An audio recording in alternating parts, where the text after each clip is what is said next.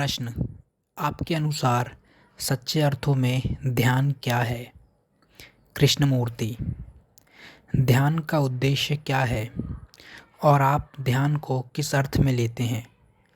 मुझे मालूम नहीं कि आपने कभी ध्यान किया है क्या, अतः आइए यह पता लगाने के लिए साथ साथ प्रयोग करें कि सच्चे अर्थों में ध्यान क्या है। आप इस बारे में केवल मेरे कथन को ही ना सुने, अपितु हमें साथ साथ अन्वेषण तथा अनुभव करना है कि सत्य ही में ध्यान होता क्या है, क्योंकि ध्यान महत्वपूर्ण है कि नहीं? यदि आप नहीं जानते कि सम्यक सही ध्यान क्या है, तो स्वयं का ज्ञान नहीं हो सकता, और बिना स्वयं को जाने ध्यान का कोई मतलब नहीं है। किसी कोने में बैठकर अथवा किसी बगीचे या गली में इधर उधर टहलने और ध्यान करने की कोशिश करने का कोई अर्थ नहीं है। यह एक खास निजी किस्म की एकाग्रता तथा एकाग्रता तक ले जाता है, जो एक को पृथक करके बाकी का बहिष्कार है। आप लोगों में कुछ ने इस सब विधियों को निश्चित ही आजमाकर देखा होगा, अर्थात आप किसी विशिष्ट विषय पर एकाग्रता साधते हैं। जब आपका मन यहाँ वहाँ भटक रहा होता है तो उसे एकाग्र हो जाने के लिए मजबूर करने की कोशिश करते हैं, और जब यह बात बनती नहीं है तो आप प्रार्थना कर लेते हैं। यदि हम वास्तव में जानना चाहते हैं कि सम्यक ध्यान क्या है, तो हमें यह मालूम कर लेना होगा कि वे मिथ्या क्रियाएं क्या क्या हैं जिन्हें हमने ध्यान कहा है। निश्चित ही एकाग्रता ध्यान नहीं है, क्योंकि यदि आप निरीक्षण करें तो एकाग्रता की प्रक्रिया में एक को विलग करके शेष का बहिष्कार है, और इसलिए इसमें भटकाव है। आप किसी चीज़ पर एकाग्र होने की कोशिश करते हैं, वह आपका मन किसी और चीज़ में भटकने लगता है, और किसी एक विषय पर केंद्रित हो जाने की लड़ाई निरंतर चला करती है, जबकि मन साफ मना कर देता है और फिर भटकने लगता है। और इस तरह एकाग्र होने के प्रयास में, एकाग्रता सीखने में, जिसे गलती से ध्यान कह दिया जाता है, हम सालों बिता देते हैं। फिर प्रार्थना का प्रश्न नहीं आता है। स्पष्ट है कि प्रार्थना परिणाम तो देती है, अन्यथा लाखों लोग प्रार्थना ना किया करते। प्रार्थना में कुछ विशेष शब्द समूहों को लगातार दोहराकर मन शांत बना लिया जाता है। मन शांत तो हो जाता है, और उस शांति में कुछ संकेत, कुछ अनुभूतियाँ, कुछ प्रत्युत्तर प्राप्त होते हैं, पर है यह अभी भी मन की युक्ति का ही एक भाग, क्योंकि एक प्रकार के सम्मोहन से आप मन को एकदम शांत बना सकते हैं, और उस शांति में कुछ प्रच्छन्न छिपे हुए उत्तर प्रकट होते हैं, जो अचेतन से तथा चेतन मन के बाहर से आते हैं। लेकिन यह अभी भी एक ऐसी अवस्था ही है जिसमें बोध नहीं है, समझ नहीं है, और ध्यान पूजा भक्ति भी नहीं है, चाहे वह भक्ति भाव किसी चित्र के प्रति हो या फिर किसी सिद्धांत के प्रति, क्योंकि मन की बनाई चीज़ें भी मूर्ति पूजा के दायरे में ही आती हैं। हो सकता है कोई व्यक्ति किसी मूर्ति को ना पूजता हो, इसे मूढ़ता और अंधविश्वासपूर्ण बुत परस्ती मानता हो, लेकिन वह भी ज़्यादातर लोगों की तरह मन की बनाई चीज़ों की पूजा तो करता है, तो यह भी बुत परस्ती ही हुई। अतः किसी चित्र या धारणा या किसी गुरु महात्मा के प्रति भक्तिपूर्ण होना, समर्पित होना ध्यान नहीं है। प्रत्यक्षता यह स्वयं से पलायन का ही एक रूप है। यह बड़ा विश्रामदायक पलायन है, पर है तो पलायन ही। सदाचारी बनने के लिए निरंतर प्रयत्नरत रहना, भली भांति अपनी जांच परख तथा अनुशासन के माध्यम से सद्गुणों की प्राप्ति करते रहना भी ध्यान नहीं है।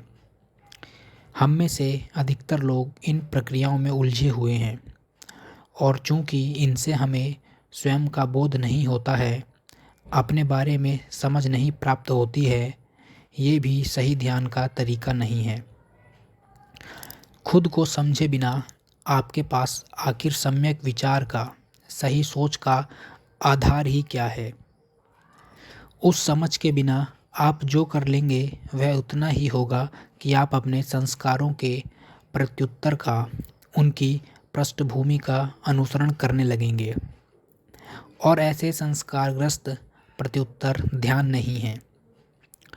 लेकिन इन प्रत्युत्तरों, इन प्रतिक्रियाओं के प्रति सजग होना, ताकि स्वयं की हलचलें, स्वयं के रंग ढंग पूरी तरह से समझ में आ जाएं, यही तरीका सही ध्यान का तरीका है।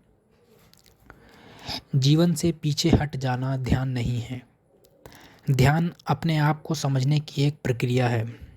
और जब कोई अपने आप को केवल चेतन स्तर पर नहीं, अपितु भीतर के सभी प्रच्छन्न स्तरों पर भी समझना शुरू करता है, तब प्रशांति का आगमन होता है। जिस मन को ध्यान करके, बाध्य करके, अनुसरण करके स्थिर किया जाता है, वह मन स्थिर नहीं होता है। वह तो एक अवरुद्ध, गतिहीन मन होता है। वह ऐसा मन नहीं होता जो सतर्क, निष्क्रिय एवं सृजनात्मक ग्रहणशीलता में समर्थ हो। ध्यान में सतत प्रक्षेपण की, जागरूकता की, प्रत्येक शब्द, प्रत्येक विचार तथा भाव के प्रति सजगता की दरकार होती है, जिससे हमारे अस्तित्व की, अपने होने की अवस्था उद्घटित होती है। साफ पता चलती है जो छिपी थी वह भी, और जो सतह पर है वह भी।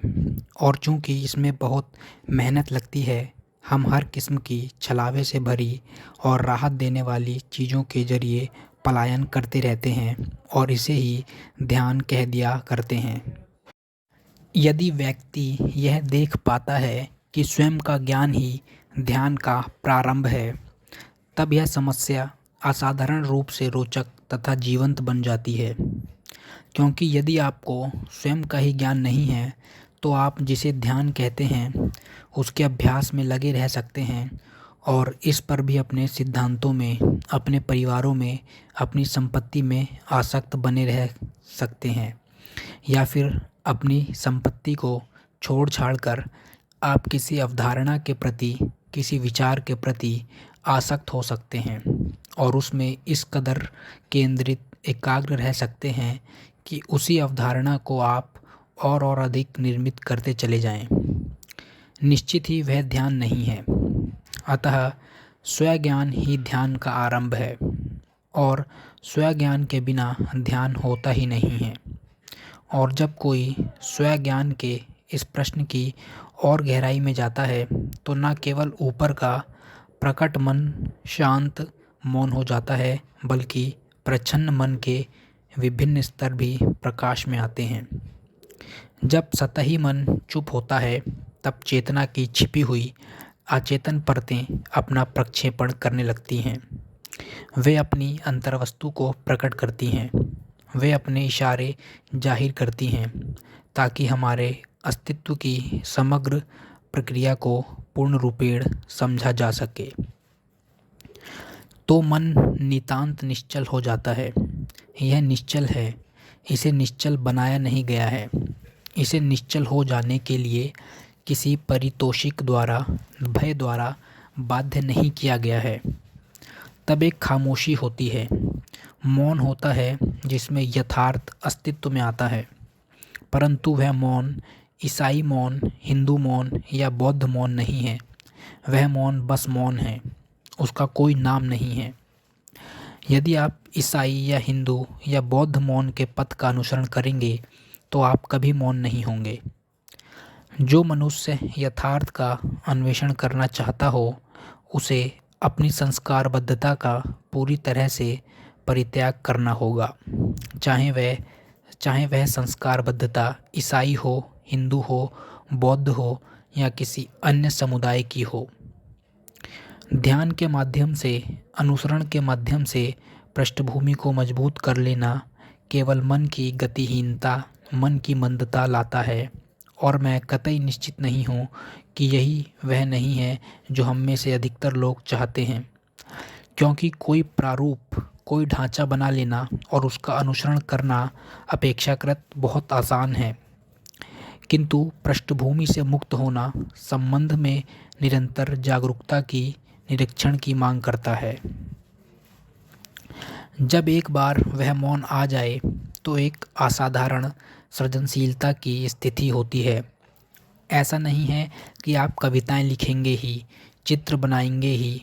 हो सकता है कि आप ऐसा करें या हो सकता है कि आप यह सब ना करें, लेकिन उस मौन के पीछे नहीं भाग सकते, उसकी नकल नहीं उतारी जा सकती, अनुकरण नहीं किया जा सकता।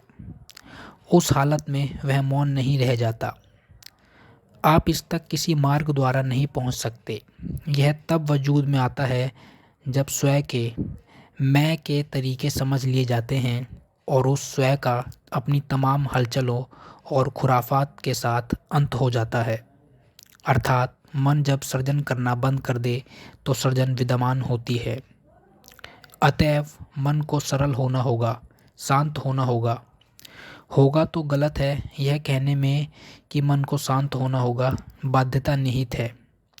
और मन तभी शांत होता है, निश्चल होता है, जब स्वयं की मैं की समग्र प्रक्रिया का अवसान हो चुका हो, जब स्वयं के सारे तौर तरीके समझ लिए गए हों और इसलिए स्वयं की गतिविधियों का अंत हो गया हो।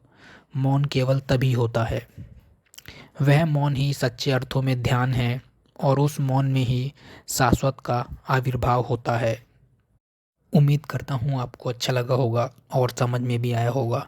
अगर अच्छा लगा तो वीडियो को लाइक करें और चैनल को सब्सक्राइब करें। And finally thank you for your valuable time.